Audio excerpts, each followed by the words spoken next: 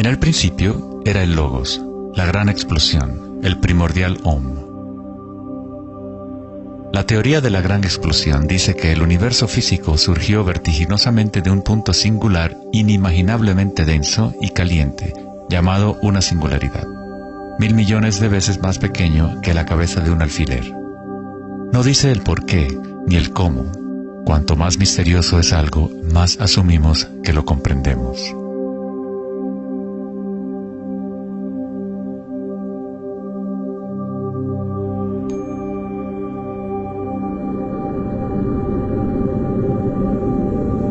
Antes se pensaba que la gravedad haría que se desacelerara eventualmente la expansión del universo, o que lo contraería en una gran implosión. Sin embargo, las imágenes del telescopio Hubble demuestran que la expansión del universo parece estar acelerándose, expandiéndose más y más desde su origen en la gran explosión. De alguna manera, hay más masa en el universo de la cual la física había predicho. Para justificar la masa perdida, los físicos dicen ahora que el universo está compuesto de solamente 4% de materia atómica, o lo que nosotros consideramos materia normal. 23% del universo es materia oscura y 73% es energía oscura, lo cual antes pensábamos que era espacio vacío. Es como un sistema nervioso invisible que recorre el universo conectando todas las cosas.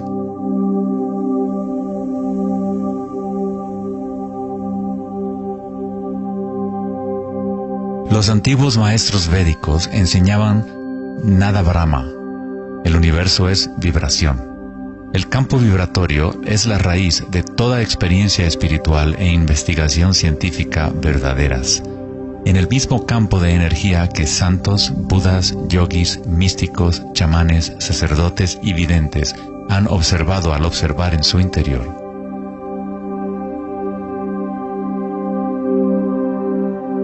Se le ha denominado Akasha, el primordial Om, la red de joyas de Indra, la música de las esferas y miles de otros nombres a través de la historia.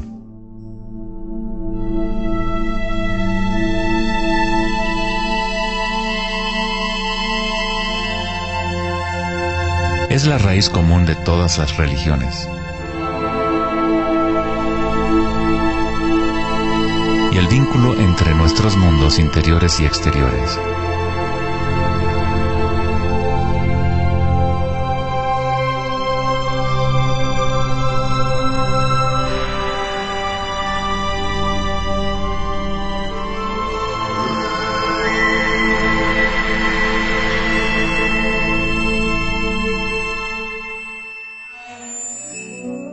En el siglo III, el budismo Mahayana describió una cosmología no muy diferente a la física más avanzada de hoy en día. La red de joyas de Indra es una metáfora usada para describir una enseñanza védica mucho más antigua que ilustra la forma en que se teje la trama del universo. Indra, el rey de los dioses, dio a luz el sol y mueve los vientos y las aguas. Imagina una telaraña que se extiende en todas las dimensiones. Está formada por gotas de rocío y cada gota contiene el reflejo de todas las gotas de agua y en cada reflejo se advierte a la vez el reflejo de las gotas más minúsculas. Toda la telaraña continúa en esa misma representación, hasta el infinito.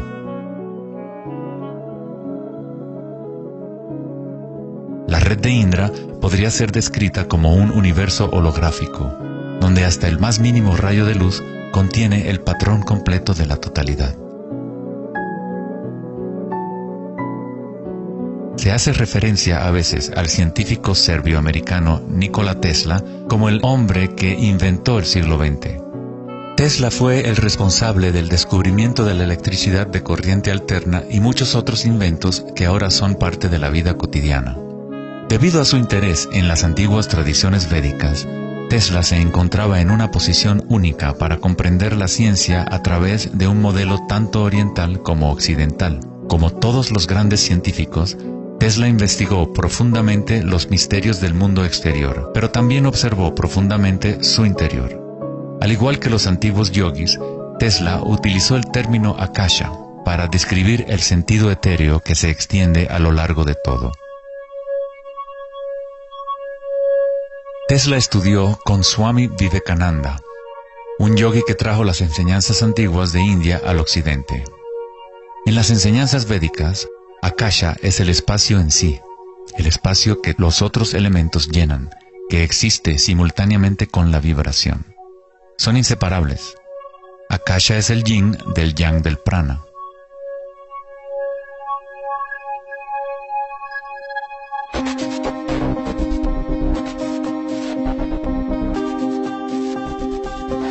Un concepto moderno que nos puede ayudar a conceptualizar a Akasha, o la sustancia primaria, es la idea de los fractales. No fue sino hasta la década de los 80 que los avances en las computadoras nos permitieron visualizar y reproducir en realidad matemática los patrones de la naturaleza. El término fractal fue acuñado en 1980 por el matemático Benoit Mandelbrot, que estudió ciertas ecuaciones matemáticas simples de cuando se repiten, producen una serie interminable de cambios en las formas matemáticas o geométricas dentro de un marco limitado. Son limitadas, pero al mismo tiempo infinitas. Un fractal es una forma geométrica aproximada que se puede dividir en partes, cada una de las cuales es aproximadamente del tamaño de una copia reducida del patrón completo, una propiedad llamada autosemejanza. Los fractales de Mandelbrot han sido llamados las huellas digitales de Dios.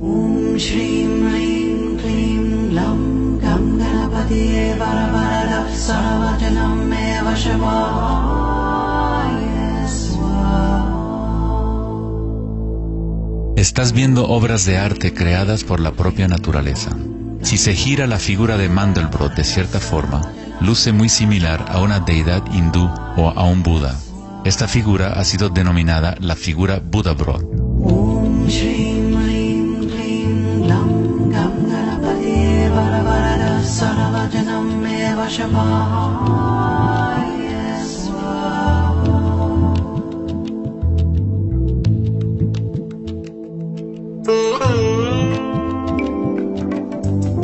Si nos fijamos en algunas formas de arte y arquitectura antigua, veremos que los humanos hemos asociado la belleza y lo sagrado con patrones fractales desde hace ya mucho tiempo.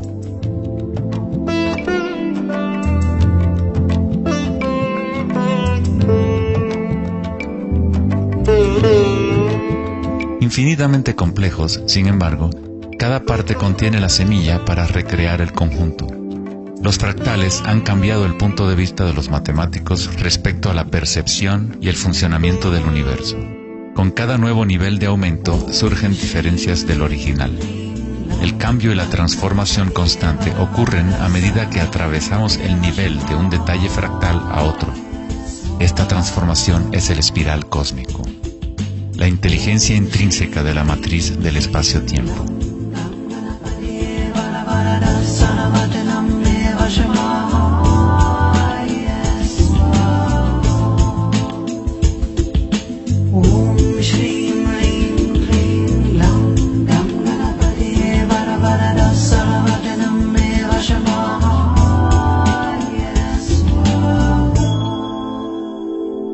Los fractales son caóticos en su esencia, contienen ruido y orden. Cuando nuestras mentes reconocen o definen un patrón, nos enfocamos en él como si fuera una cosa. Tratamos de encontrar los patrones que consideramos bellos, pero a fin de sostenerlos en nuestras mentes, debemos apartar el resto del fractal.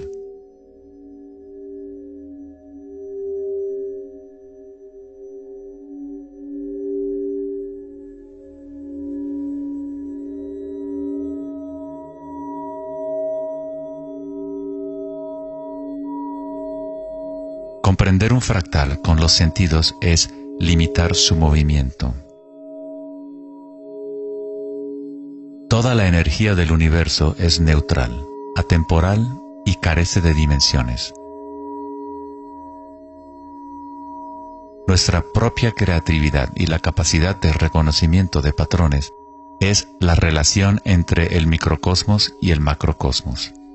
el mundo eterno de las ondas y el sólido mundo de las cosas.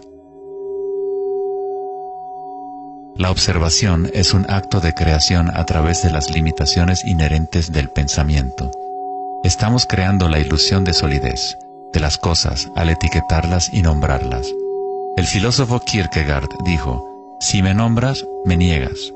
Al darme un nombre, una etiqueta, niegas las otras posibilidades que yo podría ser.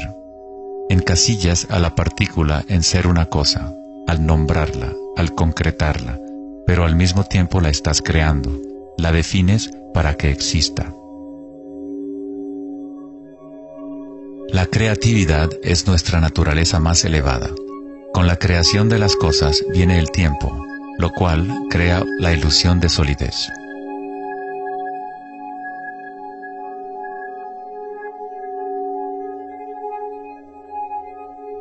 Einstein fue el primer científico en comprender que lo que nosotros consideramos espacio vacío no es la nada, posee propiedades y casi incalculables cantidades de energía son parte intrínseca de la naturaleza del espacio. El famoso físico Richard Feynman dijo en una ocasión: hay suficiente energía en un solo metro cúbico de espacio para hervir todos los océanos del mundo. Los meditadores avanzados saben que en el silencio se encuentra el mayor poder. Buda tenía otro término para la sustancia primaria. La llamaba kalapas. Las kalapas son como partículas u ondas minúsculas que están surgiendo y desapareciendo miles de millones de veces por segundo.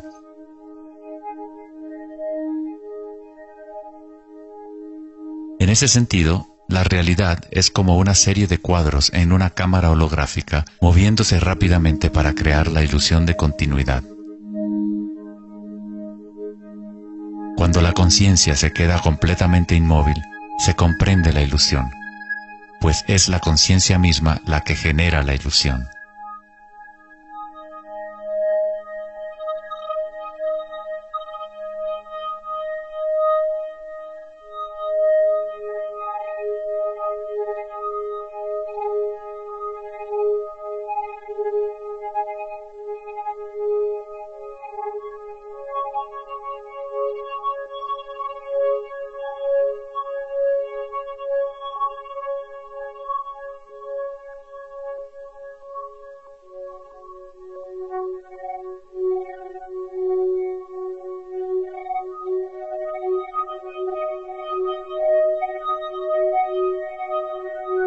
En las tradiciones antiguas orientales se sabía desde hace miles de años que todo es vibración. Nada Brahma, el universo es sonido.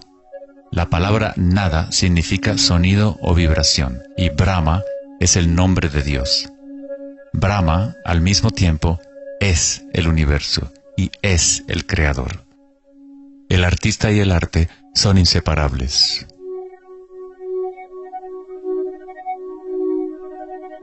En los Upanishads, uno de los más antiguos registros de los seres humanos en la antigua India, se dice que Brahma, el creador, estaba sentado sobre una flor de loto, abrió los ojos y el mundo surgió.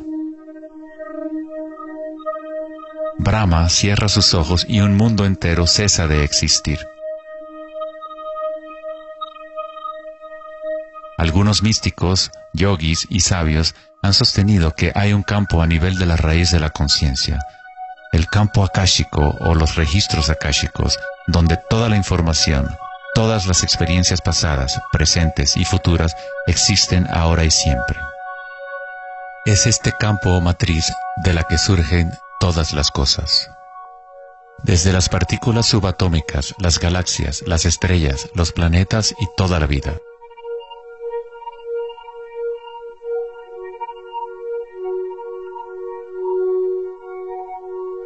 Nunca ves nada en su totalidad, ya que todo está formado de capas y capas de vibración y está constantemente cambiando. Intercambio de información con Akasha. Un árbol bebe del sol, del aire, de la lluvia y de la tierra.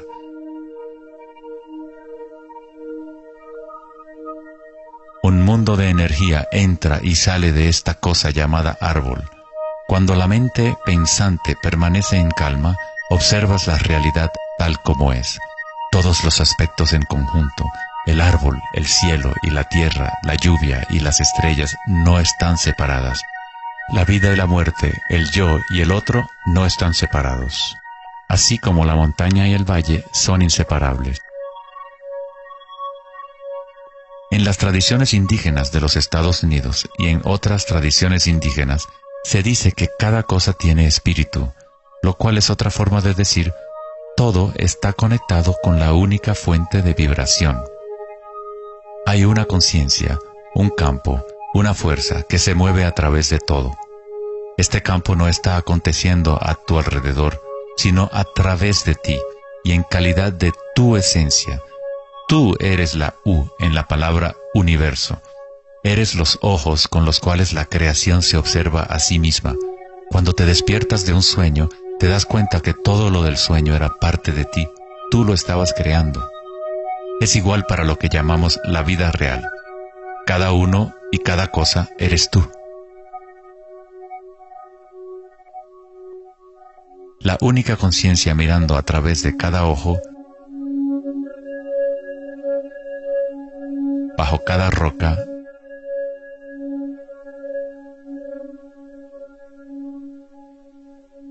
dentro de cada partícula.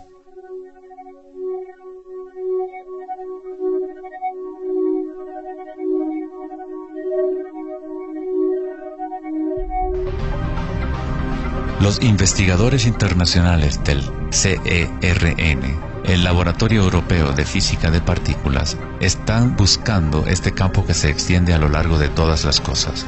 Pero en lugar de mirar hacia adentro, miran al mundo físico externo. Científicos del laboratorio CERN en Ginebra, Suiza, anunciaron que habían encontrado el bosón de Higgs, o la partícula de Dios. Los experimentos del bosón de Higgs demostraron científicamente que un campo de energía invisible llena el vacío del espacio.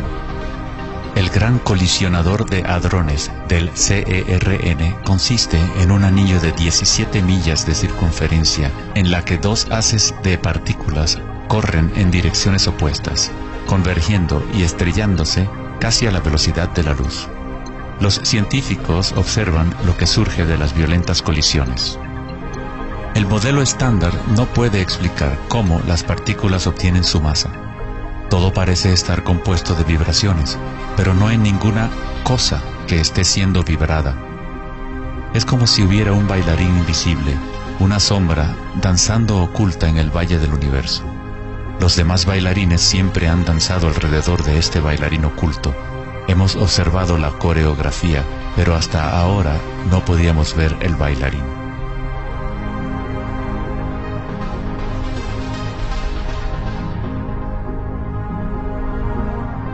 La denominada partícula de Dios, las propiedades de la materia básica del universo, el núcleo de toda la materia que constituiría la masa y la energía inexplicable que acciona la expansión del universo. Pero lejos de explicar la naturaleza del universo, el descubrimiento del bosón de Higgs simplemente presenta un misterio aún mayor, dejando al descubierto un universo que es aún más misterioso de lo que nunca habíamos imaginado. La ciencia se acerca al umbral entre la conciencia y la materia. El ojo con el cual observamos el campo primordial y el ojo con el cual el campo nos observa son uno y el mismo.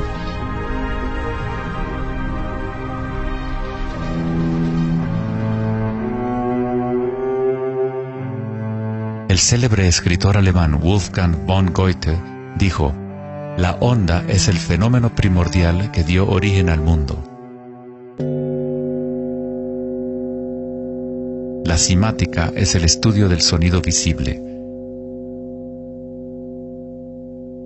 La palabra simática proviene de la raíz griega kuma, que significa onda o vibración.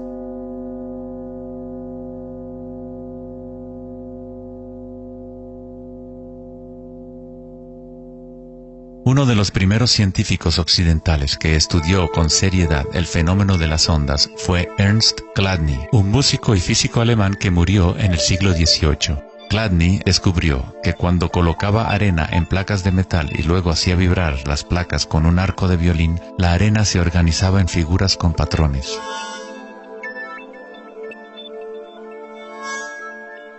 Diferentes formas geométricas aparecían dependiendo de la vibración producida. Chladni registró un catálogo completo de estas formas que se conocen como las figuras de Chladni. Muchos de estos patrones se pueden encontrar en todo el mundo de la naturaleza. Es el caso de las marcas distintivas de la tortuga o los patrones de manchas del leopardo.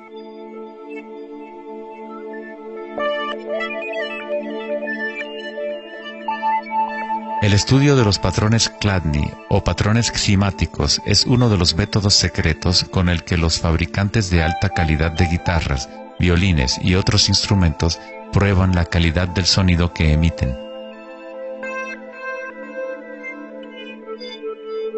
Hans Jenny expandió el trabajo de Chladni en los años 60 usando varios líquidos y amplificación electrónica para generar frecuencias de sonido, y así acuñó el término cimática. Si se envían ondas sinusoidales simples a través de un recipiente con agua, se pueden ver los patrones en el agua. Dependiendo de la frecuencia de la onda, aparecerán diferentes patrones de ondas. Cuanto más elevada sea la frecuencia, más complejo será el patrón. Estas formas son repetibles, no aleatorias. Cuanto más observas, más empiezas a ver cómo la vibración organiza la materia en formas complejas que comenzaron en simples ondas repetitivas. Esta vibración de agua tiene un patrón similar a un girasol.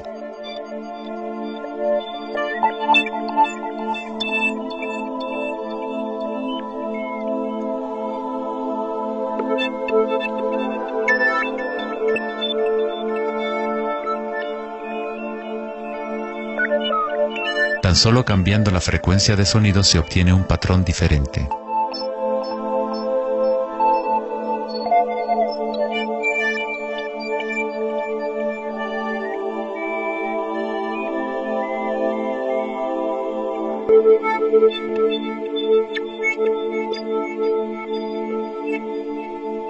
El agua es una sustancia muy misteriosa, es altamente impresionable. Es decir, puede recibir y retener la vibración. Debido a su capacidad y sensibilidad de resonancia elevada y a su disposición interna para resonar, el agua responde instantáneamente a todos los tipos de ondas acústicas. Agua y tierra vibrante constituyen la mayoría de la masa en las plantas y los animales. Es fácil observar cómo simples vibraciones en el agua pueden crear patrones reconocibles naturales, pero a medida que agregamos sólidos y aumentamos la amplitud, las cosas se ponen aún más interesantes. Al añadir almidón de maíz al agua, obtenemos fenómenos más complejos.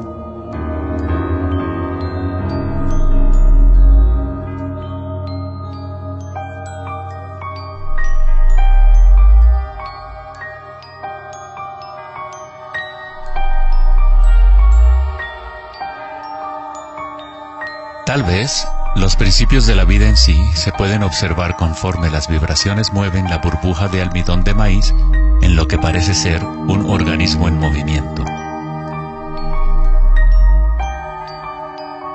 El principio que anima el universo se describe en todas las grandes religiones usando las palabras que reflejan los conocimientos de ese momento en la historia. En el idioma de los incas, el imperio más grande de la América precolombina, la palabra para cuerpo humano es Alpacamasca, lo que significa literalmente tierra viviente. En la Cábala o misticismo judío, hablan del nombre divino de Dios, el nombre impronunciable. No se puede pronunciar debido a que es una vibración que está en todas partes. Se trata de todas las palabras, toda la materia. Todo es la palabra sagrada. El tetaedro es la forma más simple que puede existir en 3 dimensiones. Algo debe tener por lo menos 4 puntos para tener realidad física. La estructura del triángulo es el único patrón de la naturaleza que se autoequilibra. En el Antiguo Testamento, la palabra tetragramaton se utilizaba a menudo para representar una cierta manifestación de Dios. Se usaba cuando se hablaba de la palabra de Dios o del nombre especial de Dios, logos o la palabra primordial. Las antiguas civilizaciones sabían que en la estructura de la raíz del universo estaba la figura tetraédrica. De esta forma, la naturaleza exhibe un impulso fundamental hacia el equilibrio, Shiva, pero a la vez exhibe un impulso fundamental hacia el cambio, Shakti.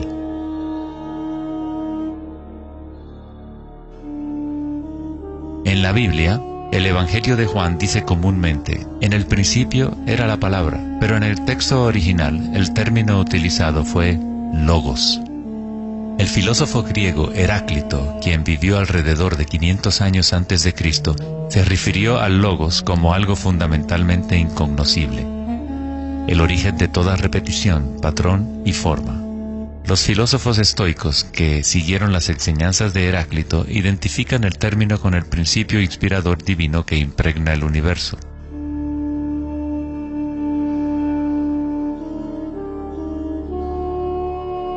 En el sufismo, el logos está en todas partes y en todas las cosas. Es aquello de lo cual lo inmanifiesto se manifiesta.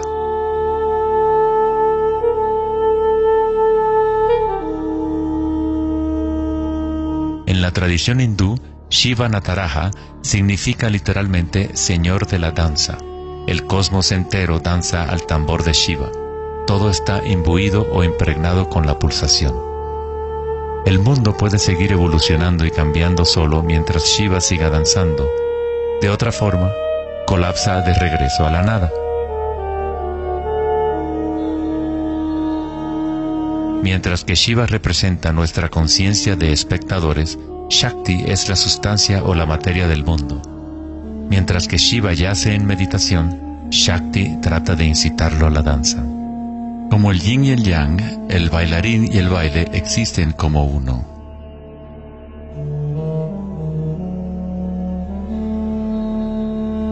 Logos también significa verdad inocultable. Aquel que conoce el logos, conoce la verdad. Existen muchas capas de encubrimiento en el mundo humano como consecuencia de los múltiples giros de Akasha hasta convertirse en estructuras complejas que ocultan la fuente de sí misma. Como un juego divino de las escondidas, nos hemos ocultado desde hace miles de años y eventualmente nos hemos olvidado por completo del juego. De alguna forma, nos olvidamos que había algo que encontrar.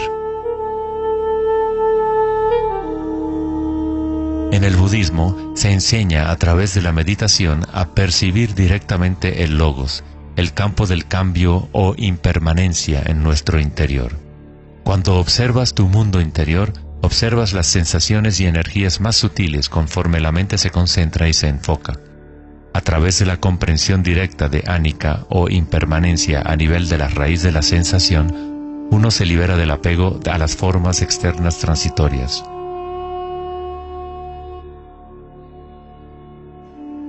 Una vez que tomamos conciencia de que hay un campo vibratorio que es la raíz común de todas las religiones, ¿cómo podemos decir mi religión? O este es mi Om primordial, mi campo cuántico.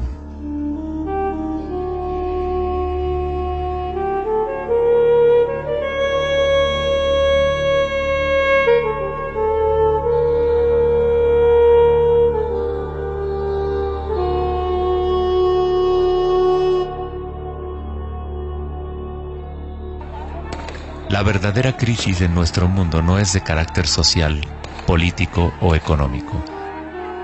Nuestra crisis es una crisis de conciencia, la incapacidad de experimentar directamente nuestra verdadera naturaleza. La incapacidad de reconocer esto en todo el mundo y en todas las cosas.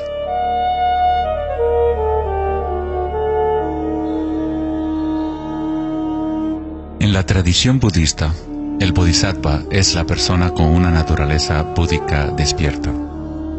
Un bodhisattva se compromete a ayudar a despertar a cada ser en el universo, comprendiendo que solo hay una conciencia. Para despertar el verdadero ser, uno debe despertar a todos los seres.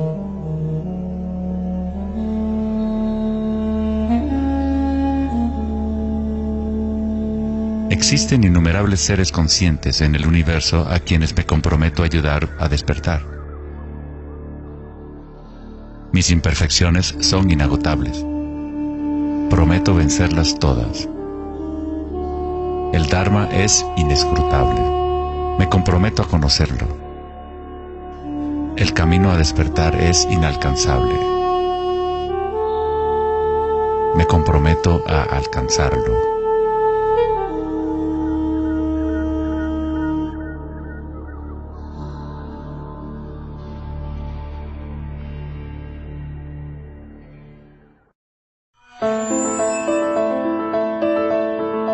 El filósofo Platón, partidario de Pitágoras, insinuaba enigmáticamente que había una llave de oro que unificaba todos los misterios del universo. Esta es la llave de oro a la que regresaremos una y otra vez a lo largo de nuestra exploración. La llave de oro es la inteligencia del Logos, la fuente del Om primordial. Se podría decir que es la mente de Dios. Con nuestros limitados sentidos, estamos observando solo la manifestación externa de la mecánica oculta de la autosemejanza. La fuente de esta simetría divina es el misterio más grande de nuestra existencia.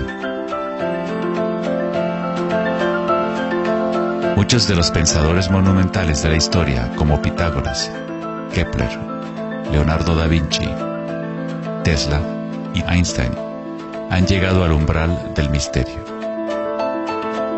Einstein dijo: "Lo más bello que podemos experimentar es lo misterioso.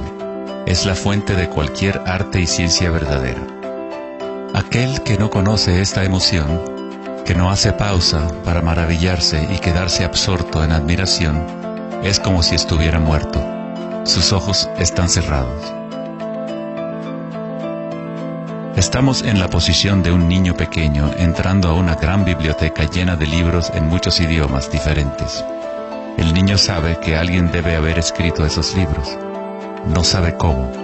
No entiende los idiomas en que están escritos. El niño sospecha ligeramente que hay un orden misterioso en la disposición de los libros, pero no sabe cuál es. A mí me parece que esa es la actitud, inclusive del ser humano más inteligente, hacia Dios. Vemos un universo maravillosamente ordenado que obedece ciertas leyes. Nuestras mentes limitadas no pueden comprender la misteriosa fuerza que mueve las constelaciones. Todo científico que observa detenidamente el universo y todo místico que observa profundamente su interior, se encuentra tarde o temprano, cara a cara, con la misma cosa: la espiral primordial.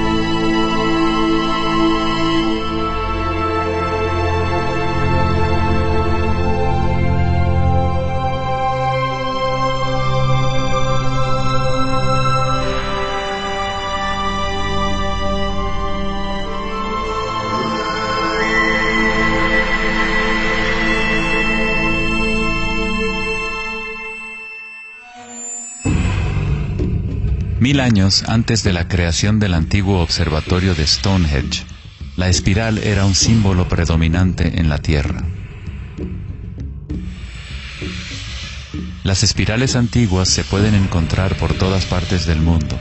Miles de espirales antiguas como estas se pueden encontrar en toda Europa, Nuevo México y Utah en Estados Unidos, Australia, China y Rusia, en virtualmente todas las culturas indígenas de la Tierra. Las espirales antiguas simbolizan el crecimiento, la expansión y la energía cósmica encarnada en el Sol y en el cielo. La forma espiral refleja el macrocosmos del universo mismo revelándose. En las tradiciones indígenas, la espiral es la fuente energética, la madre primordial. Las espirales neolíticas de Newgrange, Irlanda, se remontan a 5000 años.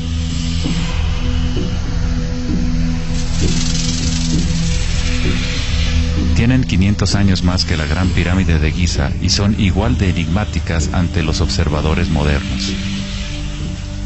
Las espirales se remontan a una época en la historia en donde los humanos estaban más conectados con la Tierra, con los ciclos y las espirales de la naturaleza. Una época en que los seres humanos se identificaban menos con los pensamientos. La espiral es lo que percibimos como la fuerza de torsión en el universo. El prana, o fuerza creativa, hace girar a Akasha en una secuencia de formas sólidas. Se encuentra en todos los niveles entre el macrocosmos y el microcosmos, desde las galaxias espirales hasta los sistemas meteorológicos, el agua en tu bañera y tu ATM.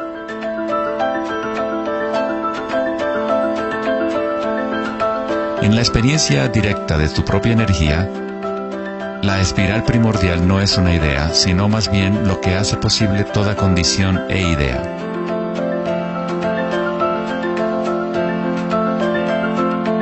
Varios tipos de espirales y hélices se encuentran en todo el mundo de la naturaleza. Caracoles,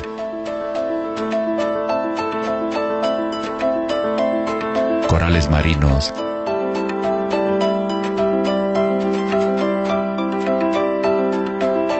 telarañas,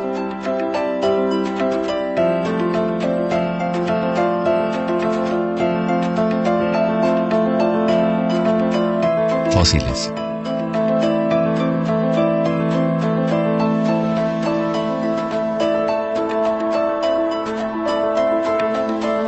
En las colas de los caballitos de mar,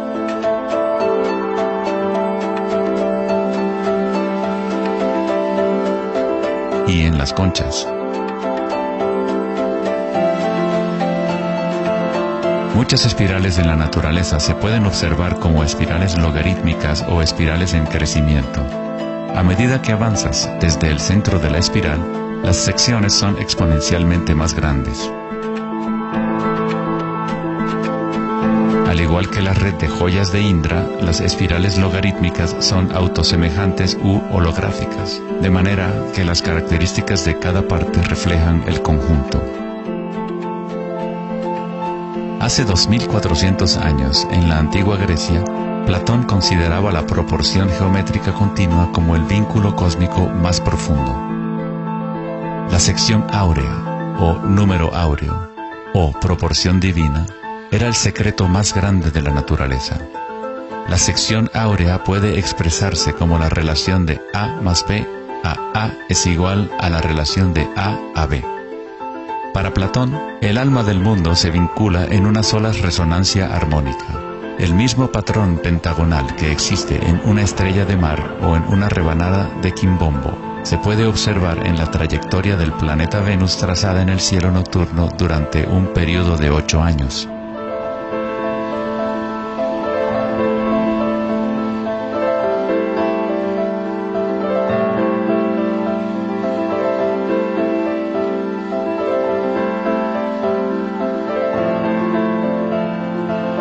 Se observa en el mundo inteligible de las formas en el cielo y en el mundo visible de los objetos materiales en la Tierra, a través de este principio de la autosemejanza geométrica.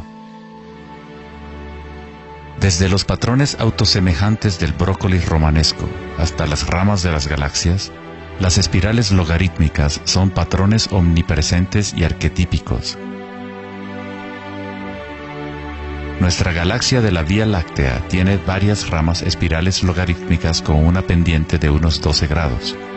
Cuanto mayor la pendiente de la espiral, más compactos son los giros.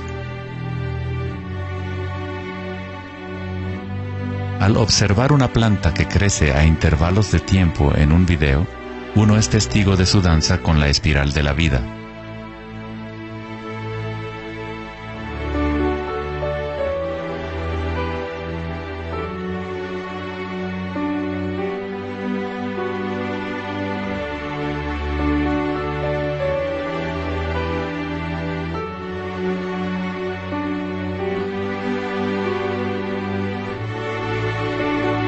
Una espiral dorada es una espiral logarítmica que crece hacia afuera, siguiendo el factor de la sección áurea. La sección áurea es una relación matemática especial que aparece una y otra vez en la naturaleza. El patrón que se observa a continuación se denomina la serie de Fibonacci o la secuencia de Fibonacci. La serie de Fibonacci se desarrolla de tal manera que cada número es la suma de los dos números anteriores. El matemático y astrónomo alemán Kepler descubrió que patrones autosemejantes de espirales son observables de la manera en la cual las hojas están dispuestas en los tallos de las plantas, o en el orden de los pétalos y los capullos de las flores. Leonardo da Vinci observó que el espacio en las hojas tenía a menudo forma de patrones espirales. Estos patrones se llaman filotaxis o patrones de disposición de las hojas.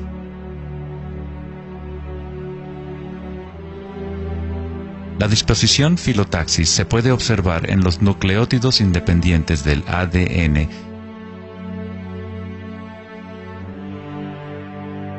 y en todo, desde los árboles genealógicos de conejos reproductores hasta en las piñas del pino, de los cactus a los copos de nieve, y en organismos simples como las diatomeas. Las diatomeas son uno de los tipos más comunes de fitoplancton, organismos unicelulares que sirven de alimento a numerosas especies en la cadena alimenticia.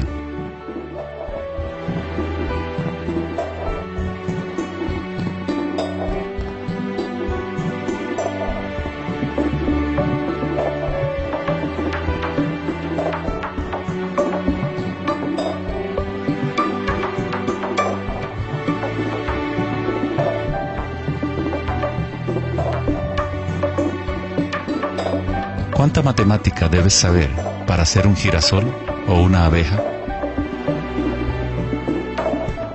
La naturaleza no consulta al departamento de física para producir un brócoli. La estructura en la naturaleza ocurre automáticamente. Los científicos en el campo de la nanotecnología utilizan el término autoensamblaje para describir la forma en la cual se forman los complejos como en la fase inicial de la formación hexagonal de ADN. En la ingeniería de la nanotecnología, los nanotubos de carbono se componen de una disposición similar de materiales. La naturaleza hace este tipo de geometría una y otra vez sin esfuerzo, automáticamente, sin una calculadora. La naturaleza es precisa y extremadamente eficiente. Según el famoso arquitecto y autor Buckminster Fuller, estos patrones son una función del espacio-tiempo. El ADN y el panal de abejas tienen esa forma por la misma razón que una burbuja es redonda. Es la forma más eficiente que requiere la menor cantidad de energía. El espacio en sí tiene una forma y permite solo ciertas configuraciones de la materia, siempre volviendo a lo más eficiente. Estos patrones son la forma más fuerte y eficiente de construir estructuras arquitectónicas como las cúpulas geodésicas.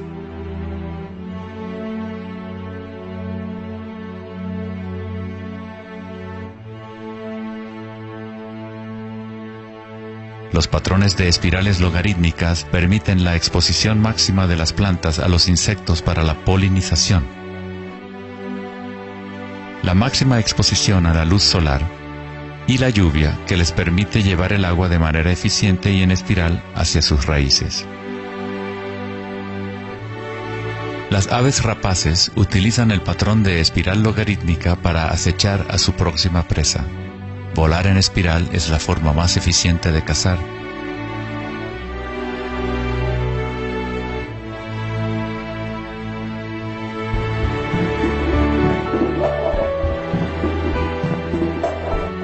Nuestra capacidad de observar el akasha danzando la espiral de la vida hacia una forma material se relaciona con la habilidad de percibir la belleza y la simetría en la naturaleza.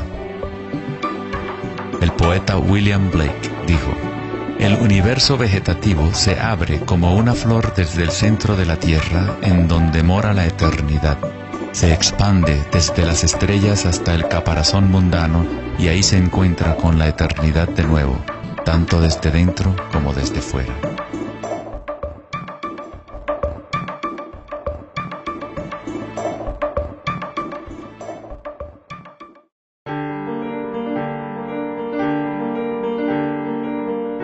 estudio de los patrones en la naturaleza no es algo familiar en el mundo occidental, pero en la antigua China, esta ciencia es conocida como Li. El Li refleja el orden dinámico y el patrón en la naturaleza. Pero no es considerado algo estático, congelado o inmutable como un mosaico. Es un patrón dinámico que se materializa en todos los seres vivos.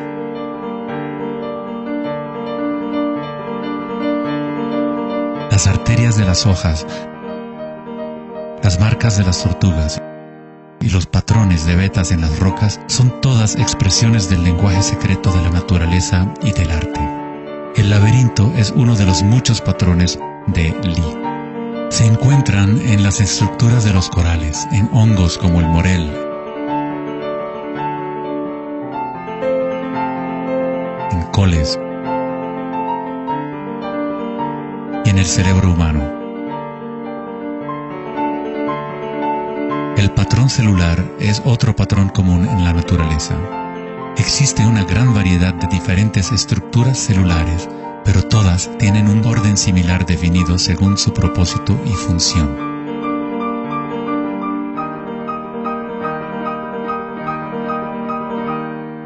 Es fácil quedarse fascinado ante el juego constante de formas, pero lo más interesante es que ciertas formas arquetípicas parecen estar entretejidas en la trama de la naturaleza.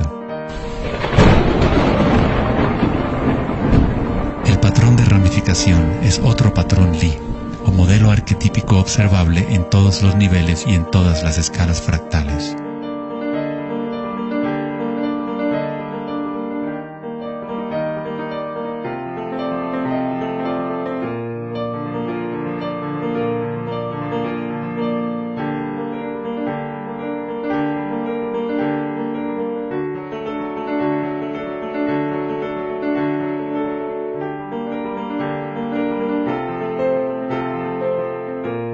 Tomemos, por ejemplo, esta imagen increíble de una simulación de computadora conocida como la simulación del milenio, que muestra la distribución de la materia oscura en el universo local.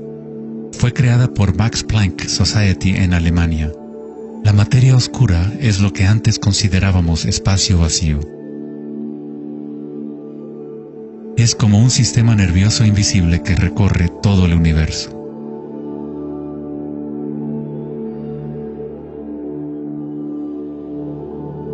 El universo es literalmente como un cerebro gigante. Está constantemente utilizando un tipo de energía oscura u oculta que solo hasta ahora la ciencia empieza a entender. A través de esta red inmensa, la insondable energía se mueve proporcionando el impulso para la expansión y el crecimiento del universo.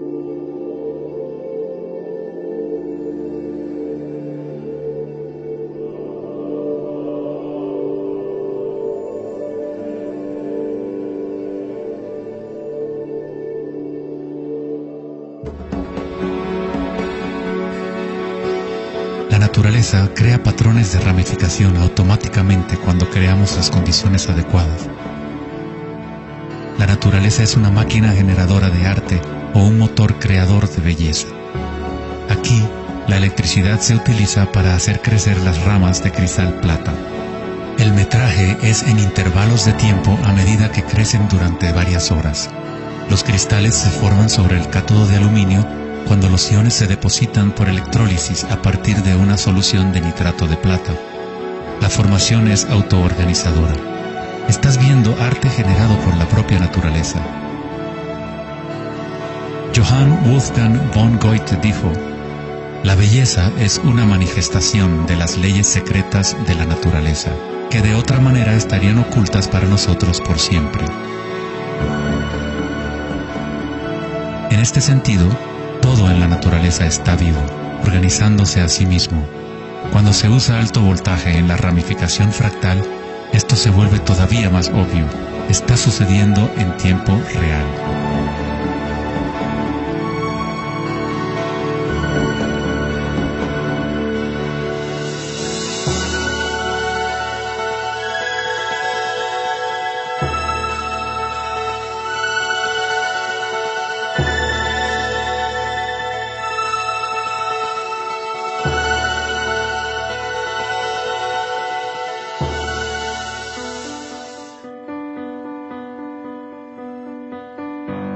el cuerpo humano se encuentran patrones y estructuras ramificadas por todas partes. Son, por supuesto, el sistema nervioso de la medicina occidental. Pero en la medicina china, ayurvédica y tibetana, los meridianos de energía son un componente esencial para entender cómo funciona el cuerpo. Los nadis o meridianos de energía forman estructuras ramificadas. Una autopsia no revelará los chakras o nadis, pero eso no quiere decir que no existen. Es necesario refinar las herramientas que usamos para poder observar. En primer lugar, debes aprender a acallar tu mente. Solo entonces podrás ver estas cosas primero en tu interior. En la teoría eléctrica, cuanta menos resistencia haya en un cable, más fácilmente puede transportar energía. Al cultivar la ecuanimidad a través de la meditación, se crea un estado de no resistencia en tu cuerpo. Prana o chi, o energía interna, es simplemente tu vitalidad interior. Lo que sientes cuando tomas conciencia desde el interior del cuerpo. Los hilos sutiles de tu cuerpo que transportan el prana, los nadis, logran mover más y más energía pránica a través de los chakras. El cableado se hace más fuerte a medida que lo usas, pues permites que la energía fluya. Donde quiera que haya conciencia, el chi o energía comenzará a fluir y prosperarán las conexiones físicas. En el sistema nervioso y el cerebro, los patrones físicos de cableado se establecen por repetición. Si prestas atención continuamente a lo que está en tu interior y reduces la resistencia a las sensaciones que están experimentando, incrementas tu capacidad energética.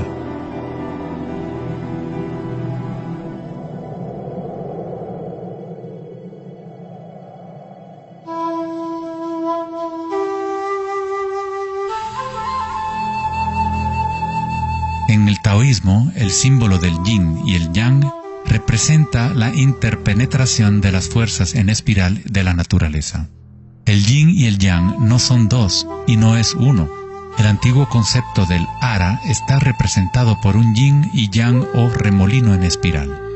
Es el centro de energía localizado en el abdomen, debajo del ombligo. Ara significa literalmente mar u océano de energía. En China, el ara es llamado el Dantien inferior. En muchas formas de artes marciales asiáticas, se dice que el guerrero con ara fuerte es imparable. En la tradición samurái, una forma de suicidio ritual o seppuku era el harakiri. Esto significa traspasar tu propio ara, desconectando el chi o canal de energía. Moverse desde este centro crea el movimiento enraizado y lleno de gracia que se ve no solo en las artes marciales,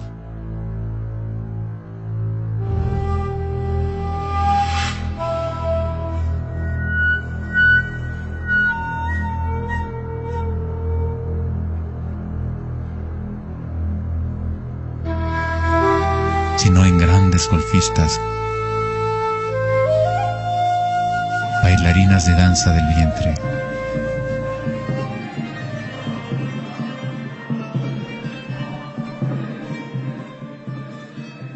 y derviches giradores sufíes. La esencia del ara es la cultura de la conciencia disciplinada, enfocada en un solo punto, la quietud del ojo del huracán.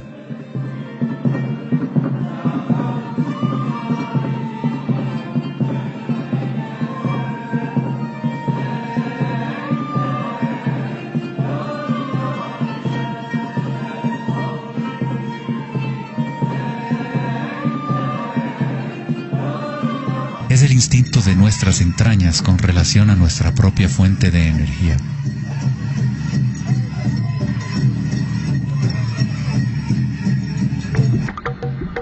Una persona con buena ara está conectada con la tierra y con la sabiduría intuitiva que conecta a todos los seres.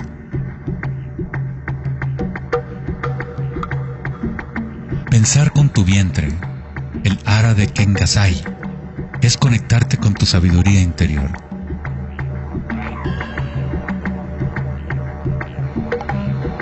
Los antiguos aborígenes australianos se concentraban en la misma zona justo debajo del ombligo, donde el cordón de la gran serpiente arcoíris yacía enroscada.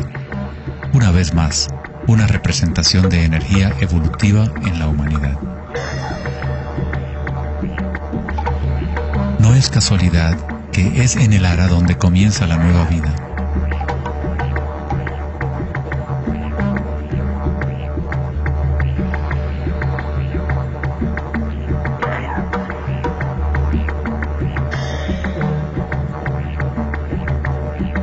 El sistema nervioso entérico, a veces llamado cerebro intestinal, es capaz de mantener una matriz compleja de conexiones similares a las del cerebro en la cabeza, con sus propias neuronas y neurotransmisores.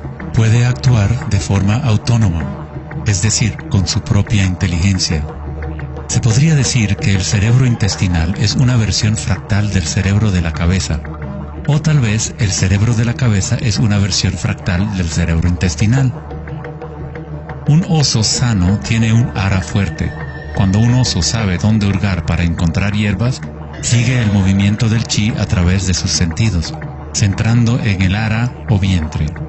Esta es la conexión del oso con la cabaña de los sueños, el lugar en las tradiciones indígenas de donde proviene todo el conocimiento y regresa hacia la espiral de la vida.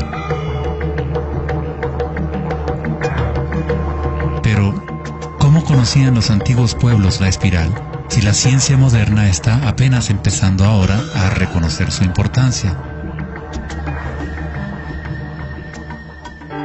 Pregúntale a las abejas. Ellas no se han olvidado de amar. Las abejas tienen una conexión especial con la fuente como parte de un sistema simbiótico que ayuda a la belleza y a la diversidad a florecer. Son un puente entre el macrocosmos y el microcosmos. Hay un corazón que nos conecta a todos, como una mente colectiva, por llamarla así. Al igual que un cerebro abierto, la colmena envía sus sueños al mundo para manifestarse.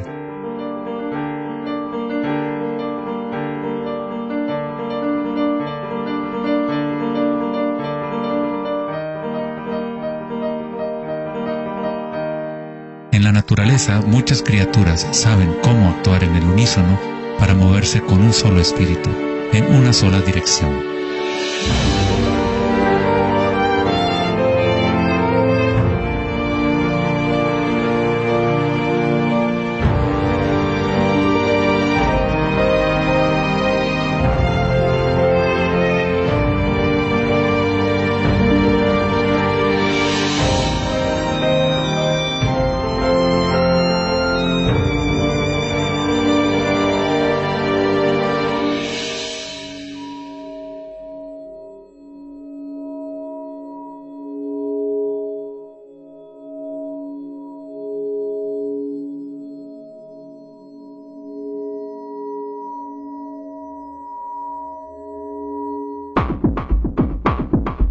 Pero no todos se benefician de las otras especies a su alrededor. Por ejemplo, la cigarra devora todo en su camino. Una cigarra no tiene ninguna otra opción que actuar como cigarra. Nunca va a producir miel ni a polinizar plantas como una abeja. El comportamiento de una cigarra es rígido, pero un ser humano es único en el sentido de que podemos actuar como una abeja o como una cigarra. Tenemos la libertad de cambiar y manipular los patrones de la forma en que interactuamos con el mundo. Podemos existir en simbiosis o como parásitos.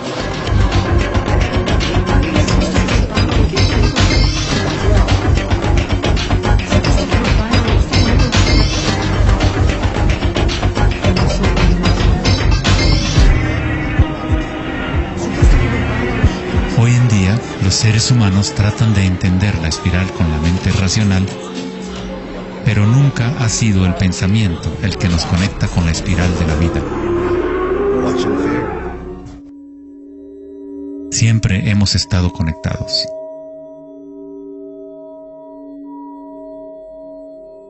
El pensamiento ha sido lo que nos ha mantenido en la ilusión de la separación dentro de nuestras propias identidades. El pensamiento es la creación de la separación, la experiencia de limitación. Cuanto más nos alineamos con el pensamiento, más nos alejamos de la fuente.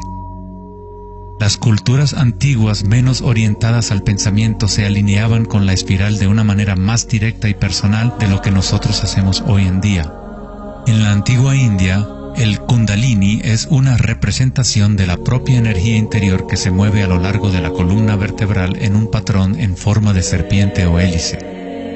En las antiguas tradiciones yogis de la India, los mundos interiores de las personas de la época se comparaban con las culturas que se centraban en el ara. Equilibrar el poder de la espiral con la quietud propia de la observación de tu conciencia es alinearte con tu pleno potencial evolutivo, para florecer como el ser original y multifacético que fuiste concebido.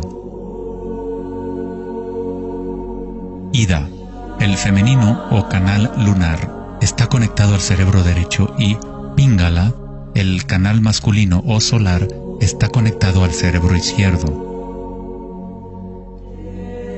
Cuando estos dos canales están en equilibrio, la energía fluye hasta un tercer canal, Sushumna, en el centro de la columna vertebral, energizando los chakras y desbloqueando nuestro pleno potencial evolutivo. La palabra chakra es una antigua palabra sánscrita que significa rueda de energía. El Kundalini es nada menos que la espiral primordial que, como una danza, hace emerger tu vida humana a la existencia. Es un orden diferente de energía al que normalmente conocemos, como un puente de materia bruta para las energías más sutiles. Tú eres ese puente. El Kundalini no es una energía que pueda ser forzada a través de la voluntad, el esfuerzo ni la fricción. Es similar a cultivar una flor. Todo lo que podemos hacer como buenos jardineros es preparar la tierra y las condiciones adecuadas y luego dejar que la naturaleza siga su curso. Si obligas a una flor a florecer prematuramente, la destruyes. La flor crece con su propia inteligencia, con su propia guía de organización. La mentalidad egoica que se obsesiona con el mundo exterior es lo que te impide experimentar tu verdadera naturaleza vibratoria. Cuando la conciencia se vuelca hacia el interior, se asemeja a los rayos del sol y comienza a florecer el loto interior. Conforme el Kundalini despierta en nuestro interior, comenzamos a notar el distintivo de la espiral en todas las cosas. En todos los patrones internos y externos, esta espiral es el vínculo entre nuestros mundos interiores y exteriores.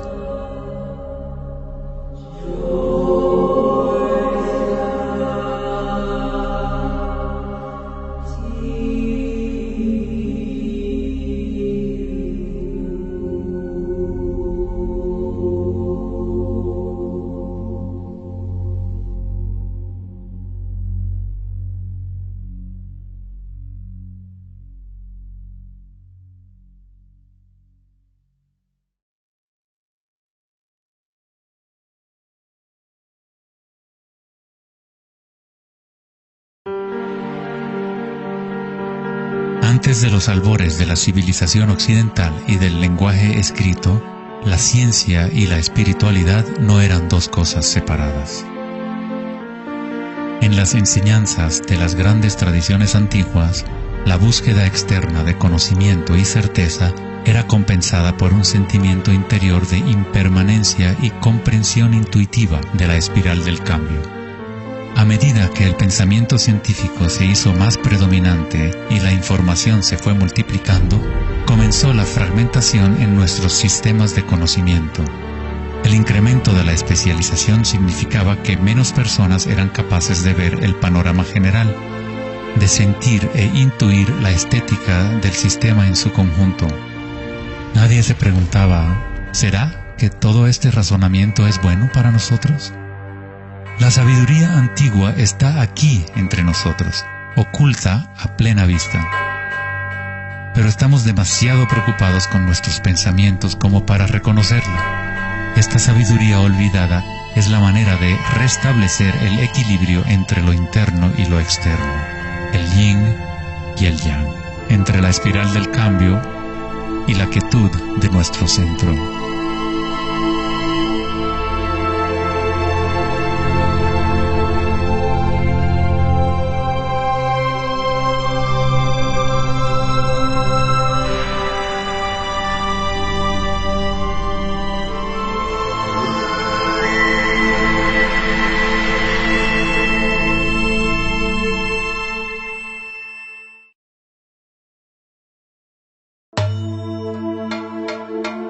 leyenda griega, Asclepio era hijo de Apolo y dios de la medicina. Su sabiduría y habilidades para la curación eran insuperables, y se decía que había descubierto el secreto mismo de la vida y la muerte. En la antigua Grecia, los templos de curación asclepianos reconocían el poder de la espiral primordial. Esto está simbolizado por la vara de Asclepios. Se dice que Hipócrates, el padre de la medicina, cuyo juramento todavía constituye el código moral de la profesión médica, se entrenó en un templo asclepiano. Hasta el día de hoy, este símbolo de nuestra energía evolutiva se mantiene como el logotipo de la Asociación Médica Americana y otras organizaciones médicas en todo el mundo. En la iconografía egipcia, la serpiente y el pájaro representan la dualidad o polaridad de la naturaleza humana.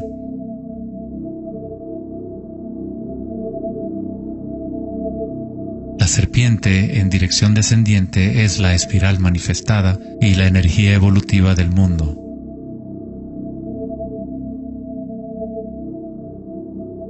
El pájaro es la dirección ascendiente, la corriente dirigida hacia el sol o la concientización unívoca del despertar, el vacío de Akasha.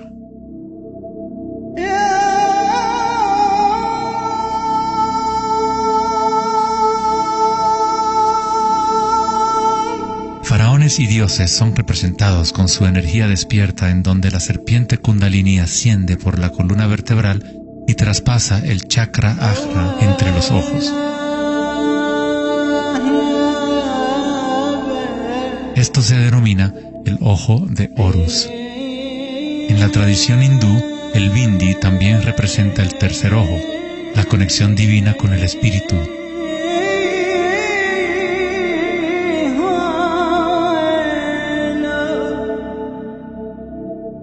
La máscara de Tutankamón es un ejemplo clásico que muestra temas de serpientes y aves.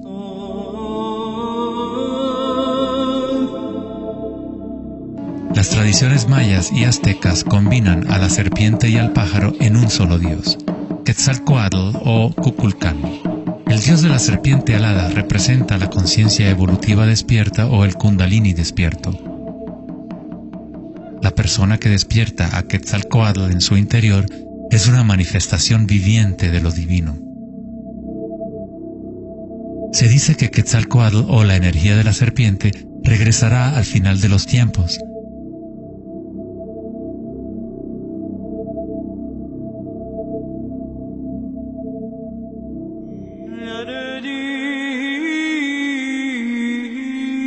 Los símbolos de la serpiente y las aves se pueden también encontrar en el cristianismo. Su significado real podría estar codificado de una manera más profunda, pero el significado es el mismo que en otras tradiciones antiguas. En el cristianismo, el pájaro o paloma que se ve a menudo sobre la cabeza de Cristo representa al Espíritu Santo o Kundalini Shakti a medida que asciende al sexto chakra y más allá. Los místicos cristianos llaman al Kundalini por otro nombre, Espíritu Santo. En Juan 3:14 dice: así como Moisés levantó la serpiente en el desierto, así también es necesario que el Hijo del Hombre sea levantado. Jesús y Moisés despertaron su energía Kundalini, trayendo el despertar de la conciencia a las fuerzas inconscientes reptilianas que rigen los deseos del ser humano. Se dice que Jesús pasó 40 días y 40 noches en el desierto, durante los cuales fue tentado por Satanás. De igual forma, Buda fue tentado por Mara cuando estaba sentado en busca de la iluminación bajo el árbol Bodhi o árbol de la sabiduría. Tanto Cristo como Buda tuvieron que alejarse de la tentación de los placeres sensoriales y mundanos.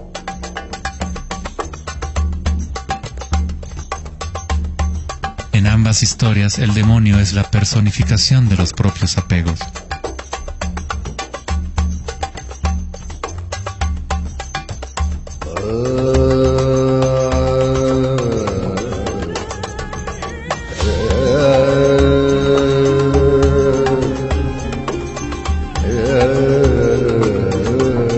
Si leemos la historia de Adán y Eva a través de la luz de las tradiciones védicas y egipcias, descubrimos que la serpiente que vigila el árbol de la vida es el Kundalini. La manzana representa el encanto y la tentación del mundo sensorial externo. Distrayéndonos del conocimiento del mundo interior, del árbol del conocimiento interior,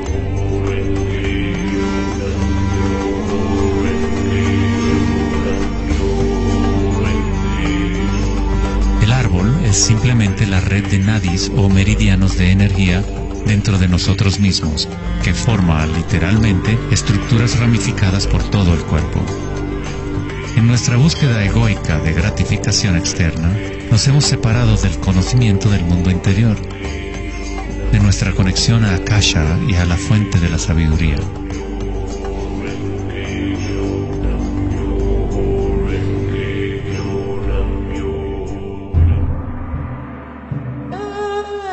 Muchos de los mitos históricos del mundo sobre dragones pueden interpretarse como metáforas de las energías internas de las culturas de las cuales forman parte. En China, el dragón sigue siendo un símbolo sagrado que representa la felicidad.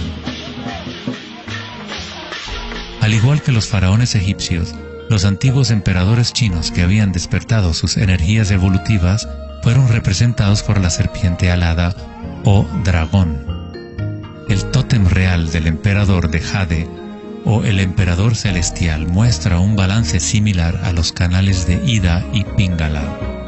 El yin y el yang del taoísmo es el despertar del centro pineal, o como lo denomina el taoísmo, el Dantien superior.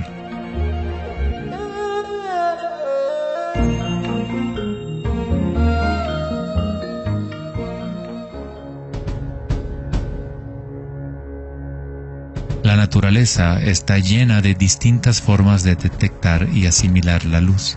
Por ejemplo, un erizo de mar puede, en verdad, ver con su cuerpo espinado que actúa como un gran ojo.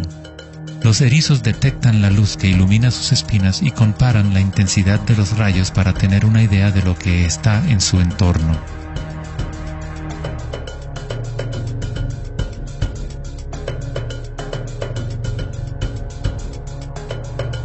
Las iguanas verdes y otros reptiles tienen un ojo parietal o glándula pineal en la parte superior de la cabeza que utilizan para detectar depredadores desde arriba.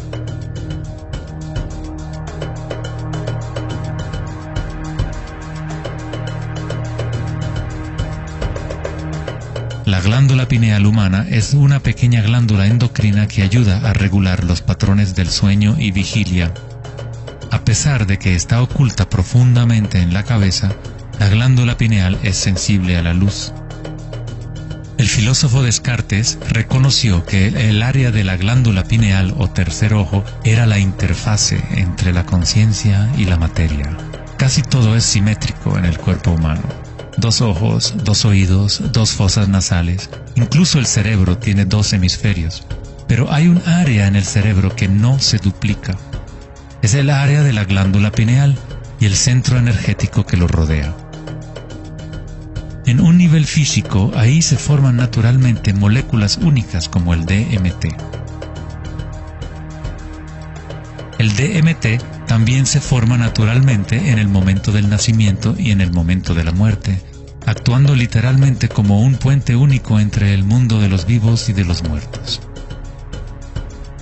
El DMT se produce de forma natural en los estados de meditación profunda o samadhi o a través de medios enteógenos.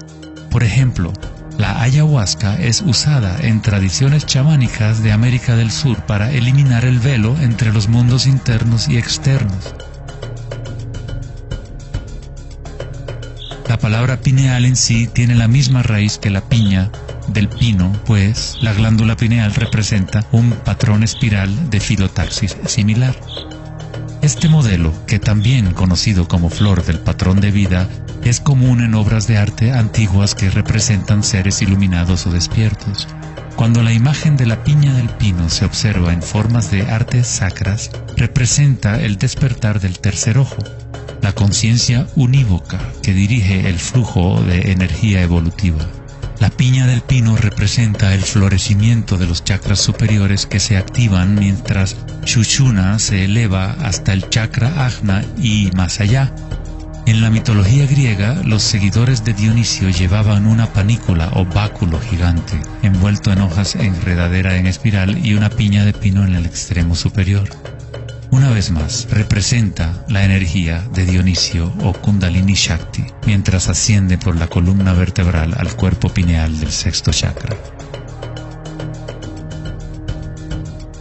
En el corazón del Vaticano, tal vez esperarías ver una gigantesca escultura de Jesús o María, y en su lugar hay una estructura de piña de pino gigante, lo que indica que en la historia cristiana pudo haber habido conocimiento de los chakras y el Kundalini, pero por alguna razón se mantuvo oculto de las masas. La explicación oficial de la Iglesia es que la piña del pino es un símbolo de regeneración y representa la nueva vida en Cristo.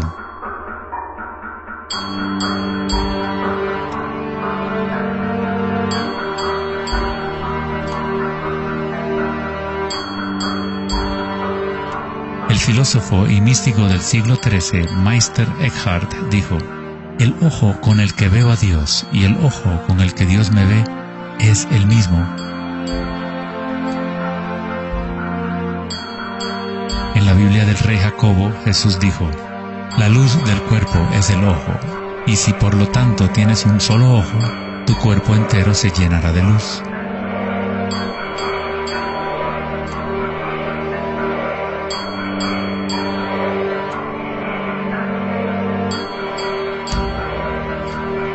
Buda dijo: "El cuerpo es el ojo".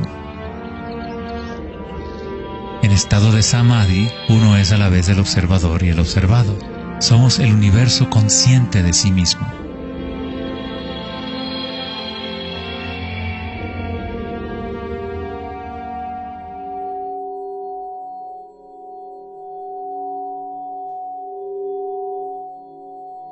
Cuando el Kundalini se activa, estimula el sexto chakra y el centro pineal, y esta zona empieza a recuperar algunas de sus funciones evolutivas. La meditación en la oscuridad ha sido utilizada durante miles de años como una forma de activar el sexto chakra en el área de la glándula pineal. La activación de este centro nos permite ver la luz interior. Ya sea el yogi proverbial o el chamán en retiro profundo en una cueva, un taoísta, un iniciado maya o un monje tibetano, todas las tradiciones incorporan un periodo de tiempo durante el cual uno entra en la oscuridad. La glándula pineal es la puerta a la experiencia directa de la propia energía sutil. El filósofo Nietzsche dijo: "Si miras fijamente al abismo durante el tiempo suficiente, eventualmente descubrirás que el abismo te mira fijamente de regreso".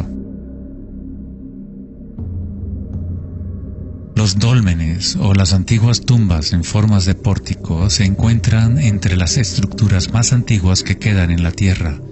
La mayoría datan del periodo neolítico de 3000 a 4000 años antes de Cristo, y algunos en Europa occidental tienen 7000 años de antigüedad. El dolmen se utilizaba para entrar en meditación perpetua como una forma para los humanos de formar un puente entre el mundo exterior e interior. A medida que uno continúa meditando en la oscuridad total, eventualmente empieza a observar la energía interna o luz al activarse el tercer ojo. Los ritmos circadianos que se rigen por el sol y los canales de la luna dejan de controlar las funciones del cuerpo y se establece un nuevo ritmo.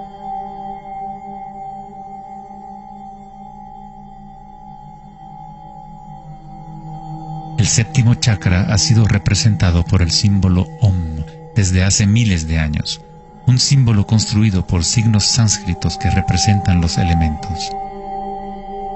Cuando el Kundalini se eleva más allá del sexto chakra, se empieza a crear un halo de energía. Los halos aparecen constantemente en las pinturas religiosas de diferentes tradiciones en todas partes del mundo.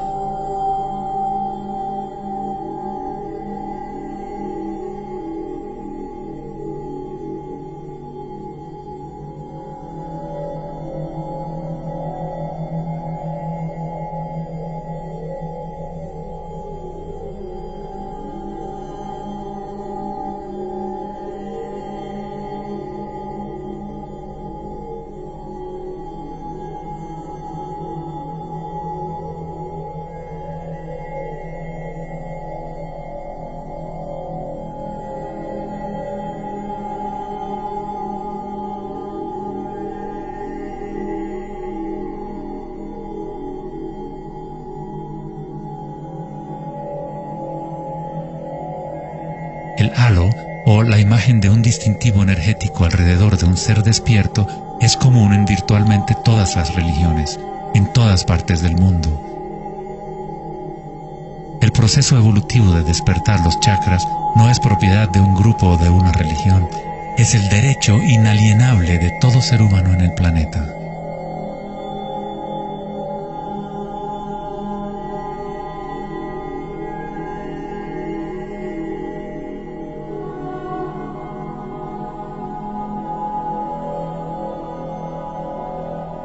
El chakra de la corona es la conexión con lo divino, aquello que está más allá de la dualidad, más allá del nombre y la forma.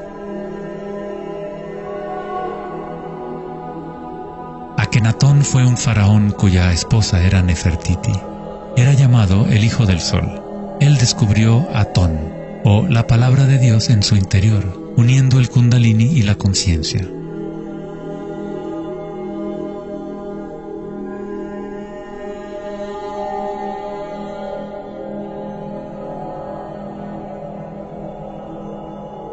En la iconografía egipcia, una vez más, la conciencia despierta está representada por el disco solar que vemos sobre las cabezas de dioses o seres despiertos.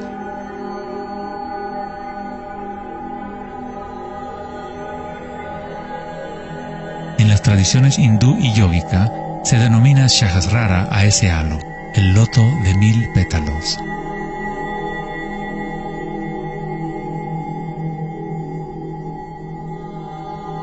El Buda está asociado con el símbolo de la flor de loto. El patrón de filotaxis es el mismo modelo que se puede encontrar en una flor de loto. Es la flor del patrón de la vida, la semilla de la vida. Es el patrón fundamental en el cual todas las formas encajan.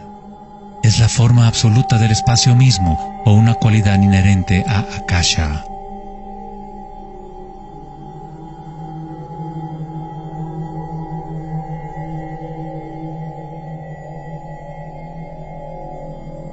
En un momento de la historia, el símbolo de la flor de la vida predominaba por toda la tierra.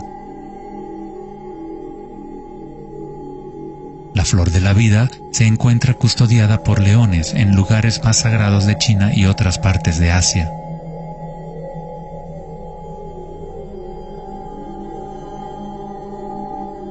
Los 64 hexagramas del I Ching a menudo rodean el símbolo yin-yang, que es otra forma de representación de la flor de la vida. En el interior de la flor de la vida está la base geométrica de todos los sólidos platónicos, de esencialmente cualquier forma que pueda existir. La antigua flor de la vida empieza con la geometría de la estrella de David, o triángulos con sus caras hacia arriba y hacia abajo. En tridimensional serían estructuras tetaédricas. Este símbolo es un yantra, una especie de programa que existe en el universo, la máquina que genera nuestro mundo fractal. Los yantras se han utilizado como herramientas para despertar la conciencia durante miles de años. La forma visual del yantra es una representación externa de un proceso interno de desarrollo espiritual.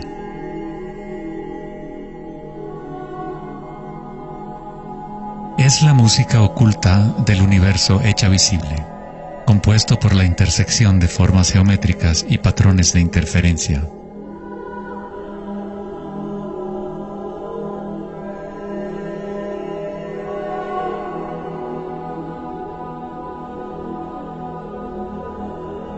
Cada chakra es un loto, un yantra, un centro psicofisiológico a través del cual el mundo puede ser experimentado.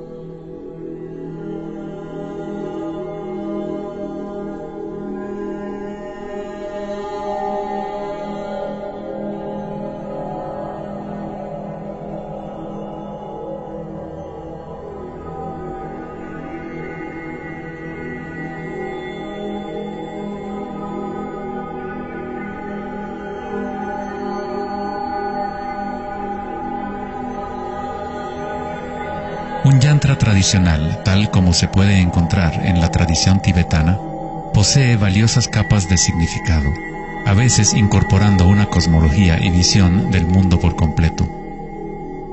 El yantra es un patrón en constante evolución que trabaja a través del poder de la repetición o iteración de un ciclo. El poder del yantra está casi perdido en el mundo de hoy, ya que buscamos significado solo en la forma externa y no lo conectamos a nuestras energías internas a través de la intención.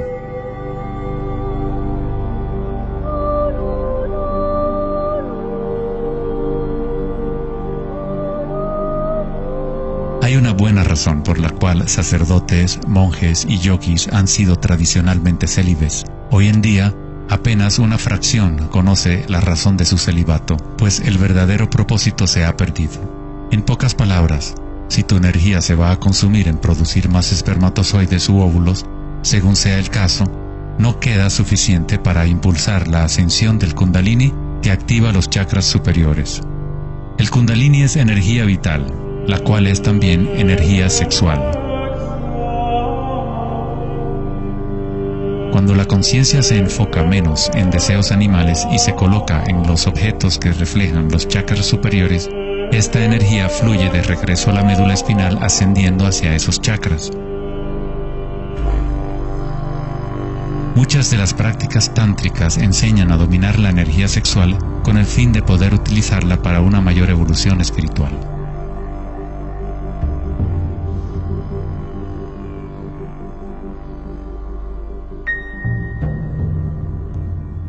Tu estado de conciencia crea las condiciones adecuadas para que tu energía pueda crecer. Entrar en un estado de conciencia no requiere de tiempo.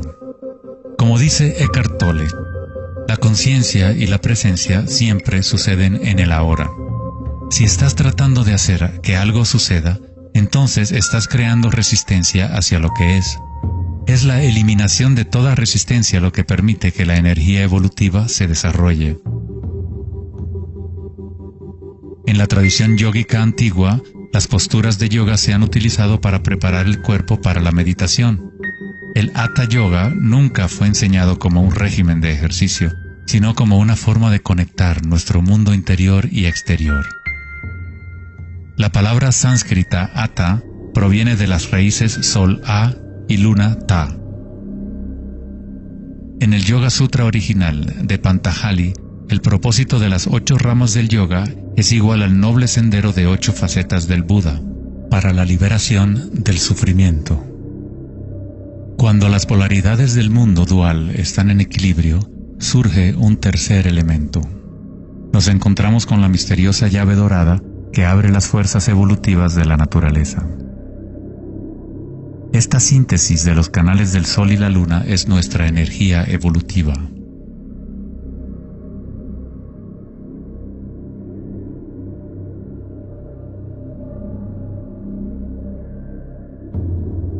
Puesto que ahora los seres humanos se identifican casi exclusivamente con sus pensamientos y con el mundo exterior, es en raras ocasiones que un individuo logra el equilibrio entre las fuerzas internas y externas, lo que permite el despertar natural del Kundalini. Para aquellos identificados solo con la ilusión, el Kundalini siempre seguirá siendo una metáfora. Una idea en vez de una experiencia directa de la energía y la conciencia propias.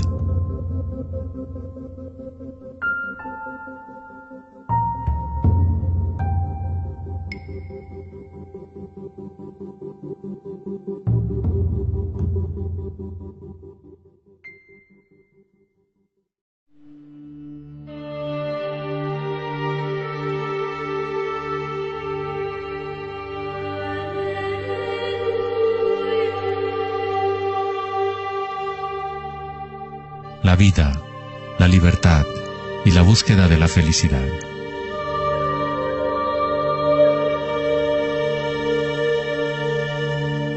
Vivimos nuestras vidas buscando la felicidad allá afuera, como si fuera una mercancía. Nos hemos convertido en esclavos de nuestros propios deseos y anhelos. La felicidad no es algo que pueda ser perseguido o comprado como un traje barato. Esto es maya, ilusión, el juego interminable de la forma. En la tradición budista, samsara, o el ciclo interminable del sufrimiento, se perpetúa por el deseo de placer y la aversión al dolor. Freud se refirió a esto como el principio del placer. Todo lo que hacemos es un intento de crear placer, para obtener algo que deseamos o para evitar algo que no es deseable, que no queremos. Incluso un organismo simple como el paramecio hace esto. Esto se llama respuesta al estímulo. A diferencia de un paramecio, los humanos tenemos más posibilidades de elección. Somos libres para pensar, y ahí radica el problema. Es pensar en lo que deseamos lo que se ha salido de control.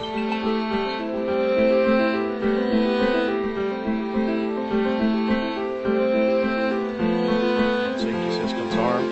10, 9, 8, 7, 6, 5, 4, 3, 2, 1, 0, and liftoff of Endeavour, going where east and west do meet at the International Space Station. El dilema de la sociedad moderna es que tratamos de entender el mundo no en términos de conciencia interna arcaica, sino cuantificando y calificando lo que percibimos como el mundo externo, a través de medios científicos y mentales.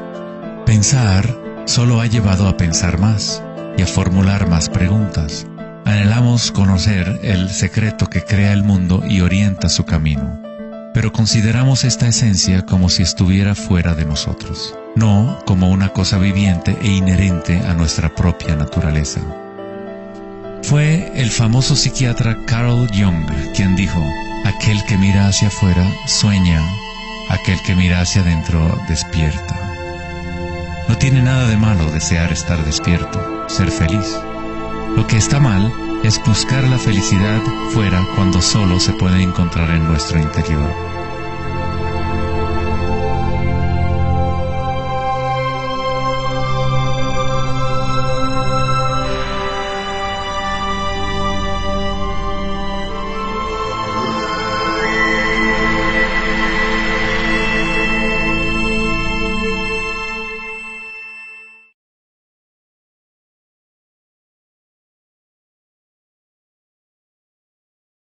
Más allá del pensamiento. El 4 de agosto de 2010, en la conferencia Techonomy en Lake Tahoe, en California, Eric Schmidt, director ejecutivo de Google, mencionó una estadística asombrosa. Cada 2 días creamos la misma cantidad de información que hemos creado desde los albores de la civilización hasta el año 2003. Es algo así como 5 exabytes de datos. Nunca en la historia de la humanidad hemos usado tanto la mente y nunca había habido tanta confusión en el planeta. ¿Podría ser que cada vez que pensamos en una solución a un problema, creamos 2 problemas más? ¿De qué sirve pensar tanto si no conduce a una mayor felicidad? ¿Somos más felices? ¿Más ecuánimes? ¿Más alegres como resultado de tanto pensar? O quizás nos aísla, nos desconecta de una experiencia más profunda y más significativa de la vida.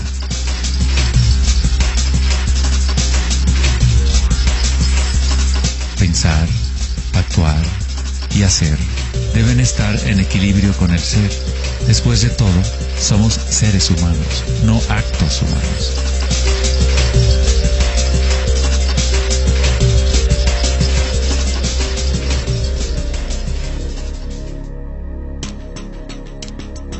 Queremos un cambio y queremos estabilidad al mismo tiempo. Nuestros corazones se han desconectado de la espiral de la vida, de la ley del cambio, mientras nuestras mentes pensantes nos conducen hacia la estabilidad, la seguridad y la pacificación de los sentidos. Con una fascinación morbosa, observamos asesinatos, tsunamis, terremotos y guerras. Constantemente tratamos de ocupar nuestra mente, llenándola de información. Programas de televisión transmitiendo de cada dispositivo imaginable, juegos y rompecabezas, mensajes de texto y todas las trivialidades posibles. Nos dejamos fascinar con la corriente infinita de nuevas imágenes, nuevas informaciones, nuevas formas de provocar y pacificar nuestros sentidos. los momentos de reflexión interior, nuestro corazón nos dirá que hay algo más en la vida que nuestra realidad actual, que vivimos en un mundo de espíritus hambrientos, siempre anhelando más y nunca satisfechos.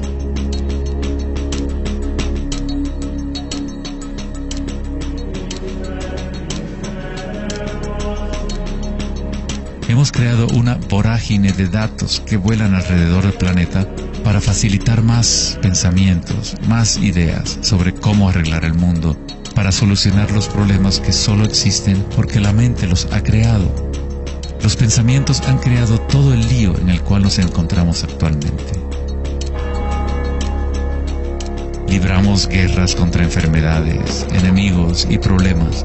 La paradoja es que aquello que resistes, persiste. Cuanto más te resistes a algo, más se fortalece. Al igual que ejercitar un músculo, en realidad estás fortaleciendo aquello de lo cual justamente te quieres deshacer. Entonces, ¿cuál es la alternativa al pensamiento? ¿Qué otros mecanismos pueden utilizar los seres humanos para existir en este planeta?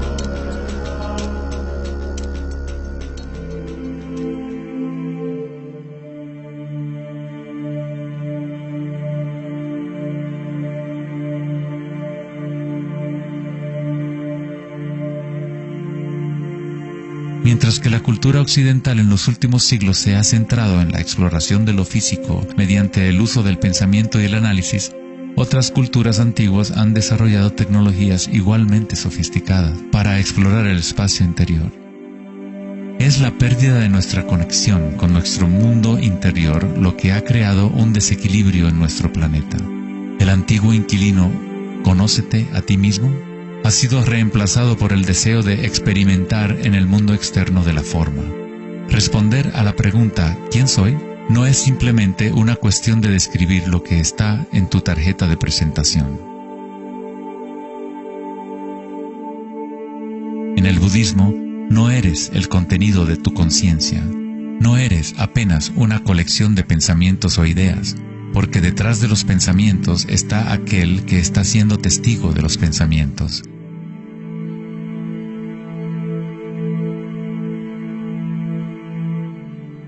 El dicho enfático, «Conócete a ti mismo», es un koan del Zen, un acertijo sin respuesta. Como un perro persiguiendo su cola, es solo la identidad del ego que quiere encontrar una respuesta, un propósito.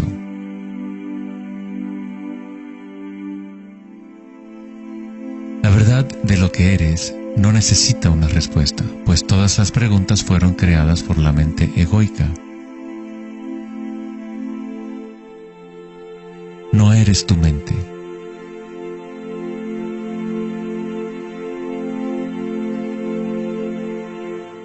La verdad no yace en más respuestas, sino en menos preguntas. Como dijo Joseph Campbell, no creo que la gente esté buscando el significado de la vida, más bien buscan la experiencia de estar vivos.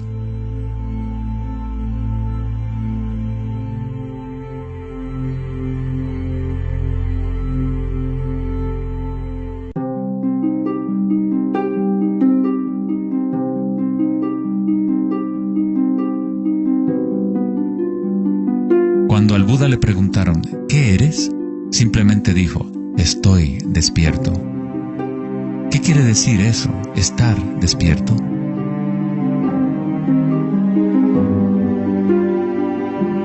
El Buda no dice exactamente qué es, porque el florecimiento de cada vida individual es diferente, pero sí dice algo, es el fin del sufrimiento.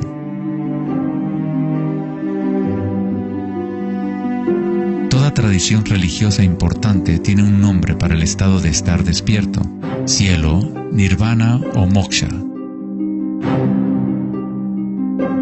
Una mente en calma es todo lo que hace falta para comprender la naturaleza de la corriente. Todo lo demás ocurrirá una vez que tu mente esté en calma. En esta quietud, las energías internas despiertan y funcionan sin esfuerzo de tu parte. Como dicen los taoístas, el chi sigue a la conciencia. Al permanecer en calma, uno empieza a escuchar la sabiduría de las plantas y los animales, los quietos susurros de los sueños y se aprende el sutil mecanismo por el cual los sueños se manifiestan en forma material. En el Tao Te Ching, este tipo de vida se llama Wei Bu Wei, hacer, no hacer. El Buda habló del camino intermedio como el sendero que conduce a la iluminación. Aristóteles escribió el justo medio, el punto medio entre dos extremos, como un sendero de belleza, sin demasiado esfuerzo ni tampoco muy poco. Yin y Yang en equilibrio perfecto.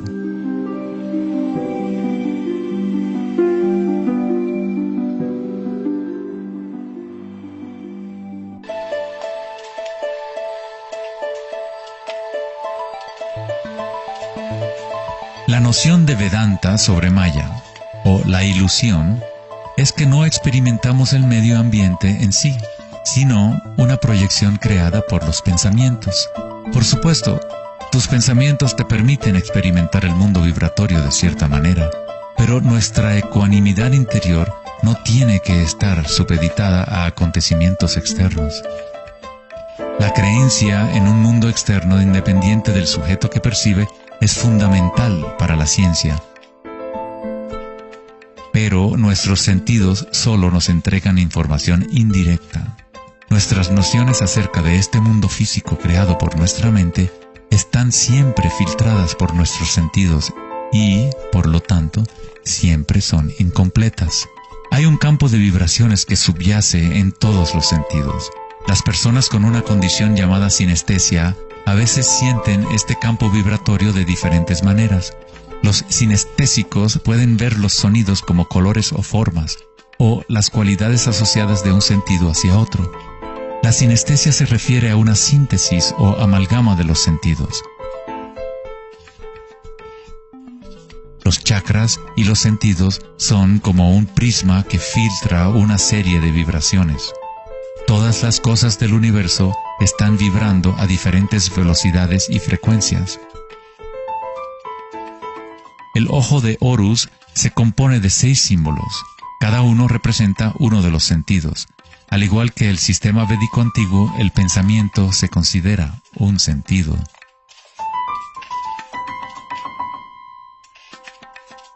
Los pensamientos se perciben simultáneamente como sensaciones que se experimentan en el cuerpo.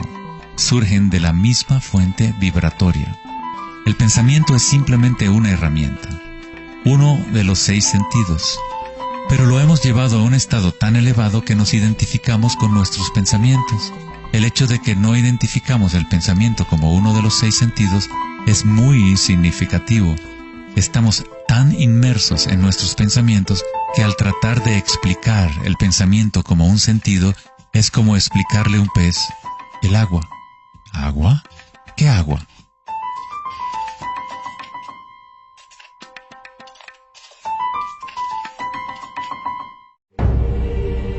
En las Upanishads se dice, no lo que el ojo puede ver, sino mediante lo cual puede ver el ojo. Toma conciencia de eso para ser Brahma, el Eterno, y no lo que la gente aquí adora. No lo que el oído puede escuchar, sino mediante lo cual puede escuchar el oído. Toma conciencia de eso para ser Brahma, el Eterno, y no lo que la gente aquí adora.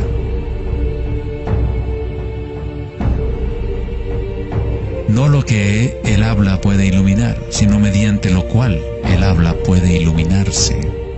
Toma conciencia de eso para ser Brahma, el Eterno, y no lo que la gente aquí adora.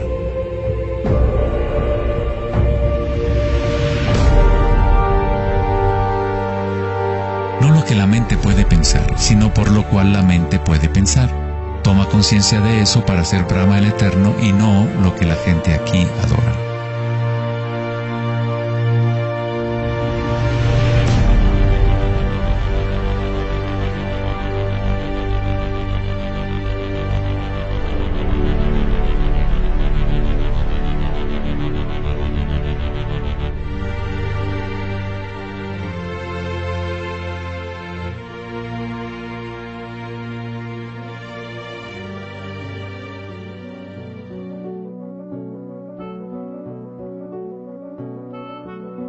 En la última década, grandes avances se han llevado a cabo en el ámbito de la investigación cerebral. Los científicos han descubierto la neuroplasticidad, un término que expresa la idea de que el cableado físico del cerebro cambia según los pensamientos que se mueven a través de él. Como expresó el psicólogo canadiense Donald Hebb, las neuronas que se ponen en marcha al mismo tiempo se conectan entre sí. Las neuronas se conectan al máximo cuando una persona entra a un estado de atención ininterrumpida. Lo que esto significa es que es posible dirigir tu propia experiencia subjetiva de la realidad. Literalmente, si tus pensamientos son de temor, preocupación, ansiedad y negatividad, estás incrementando la conexión para que surjan más pensamientos similares. Si diriges tus pensamientos hacia el amor, la compasión, la gratitud y la alegría, creas la conexión para repetir esas experiencias. ¿Cómo hacerlo cuando estamos rodeados de violencia y sufrimiento? ¿No es esto una especie de engaño o vana ilusión? La neuroplasticidad no es lo mismo que la noción de la nueva era que dice que creas tu realidad con pensamientos positivos. En realidad es lo mismo que el Buda enseñó hace 2500 años. La meditación vipassana o la meditación introspectiva podría describirse como neuroplasticidad autodirigida. Aceptas tu realidad tal como es, como realmente es. Pero tú lo experimentas en el nivel raíz de la sensación, en el nivel vibratorio o energético, sin prejuicio o la influencia del pensamiento. A través de una intención ininterrumpida en el nivel raíz de la conciencia, se crea la conexión para una percepción completamente diferente a la realidad.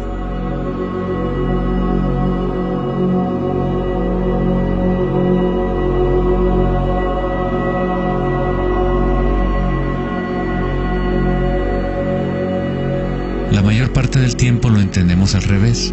Estamos permitiendo constantemente que las ideas sobre el mundo exterior conformen nuestras redes neuronales, pero nuestra ecuanimidad interior no tiene que estar supeditada a acontecimientos externos.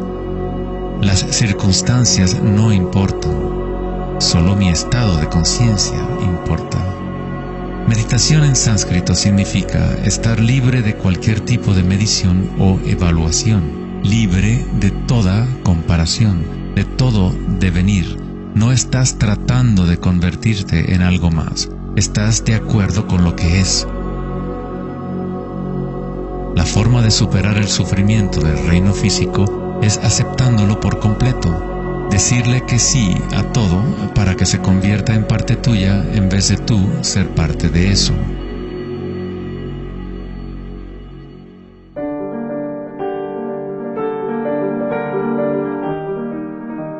¿Cómo se puede vivir de tal manera que la conciencia deje de estar en conflicto con su contenido? ¿Cómo puede uno vaciar el corazón de las ambiciones mezquinas? Debe haber una revolución total en la conciencia, un cambio radical en la orientación del mundo exterior al interior. No es una revolución provocada solo por la voluntad o el esfuerzo, sino también por la entrega total, la aceptación de la realidad tal como es. Solamente desde el corazón podemos tocar el cielo. Rumi. La imagen del corazón abierto de Cristo transmite de forma poderosa la idea de que uno debe abrirse al dolor. Uno debe aceptar todo si desea permanecer abierto a la fuente de la evolución. Esto no significa que te conviertes en un masoquista. No buscas dolor, pero cuando el dolor viene, lo cual inevitablemente ocurre, simplemente aceptas la realidad tal como es en lugar de anhelar otra realidad. Los hawaianos han creído durante mucho tiempo que es a través del corazón que aprendemos la verdad. El corazón tiene su propia inteligencia, tan obvia como la del cerebro. Los egipcios creían que el corazón, y no el cerebro, era la fuente de la sabiduría humana. El corazón era considerado el centro del alma y la personalidad. Era a través del corazón que se expresaba la divinidad, impartiendo conocimientos a los antiguos egipcios sobre su verdadero camino. Este papiro representa la medición del peso del corazón. Era considerado algo bueno pasar la vida después de la muerte con un corazón liviano. Eso significaba que habías tenido una buena vida. Una etapa universal o arquetípica que experimentan las personas en el proceso del despertar del centro del corazón es la experiencia de la energía personal como la energía universal.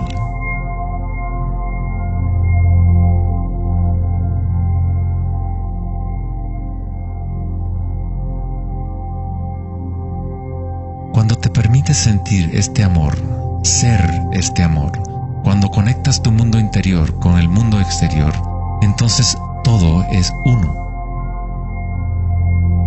¿Cómo podemos experimentar la música de las esferas? ¿Cómo se abre el corazón?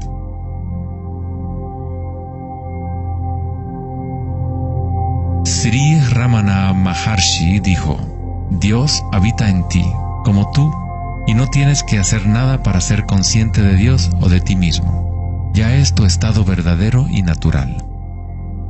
Solo abandona toda búsqueda, dirige tu atención hacia adentro y sacrifica tu mente al único ser irradiando en el corazón de tu propio ser. Para que esto sea tu experiencia que vives en el presente, el autoconocimiento es el único camino directo e inmediato.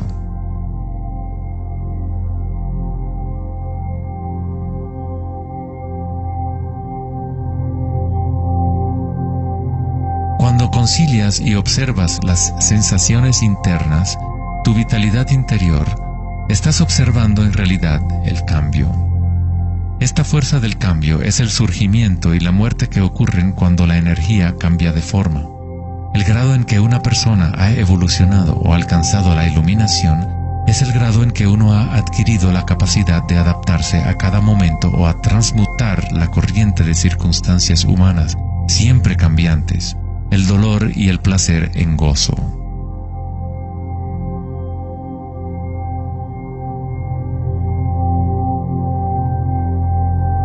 Leo Tolstoy, autor de La Guerra y la Paz, dijo que todo el mundo piensa en cambiar el mundo, pero nadie piensa en cambiarse a sí mismo.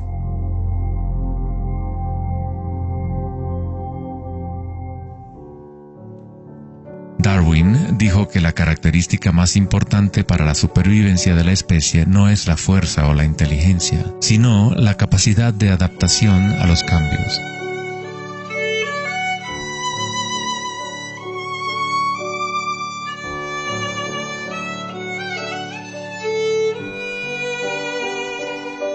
Debemos convertirnos en expertos en adaptación. Esta es la enseñanza budista de Anicca. Todo está surgiendo y desapareciendo, cambiando. El cambio es constante. El sufrimiento existe solo porque nos apegamos a una forma particular.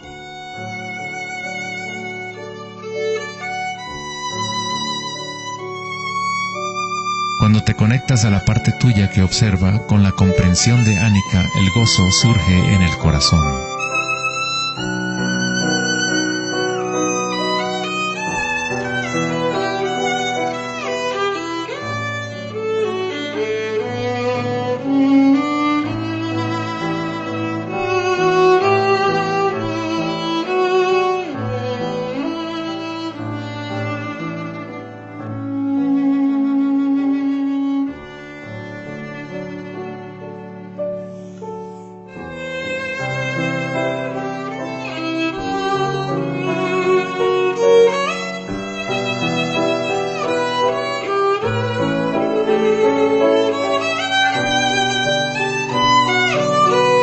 Santos, sabios y yogis a lo largo de la historia han descrito de una manera unánime la unión sagrada que se produce en el corazón, ya sean las obras de San Juan de la Cruz, los poemas de Rumi o las enseñanzas tántricas de la India.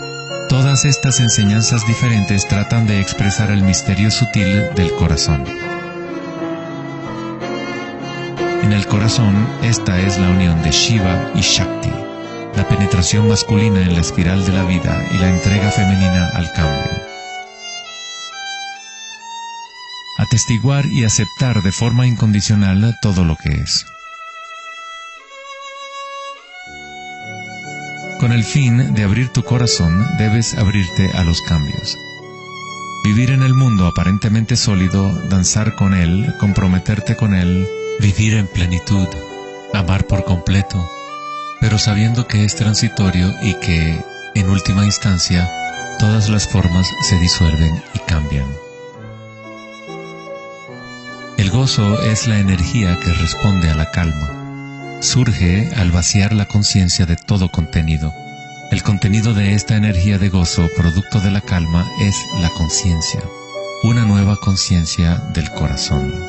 Una conciencia conectada a todo lo que es.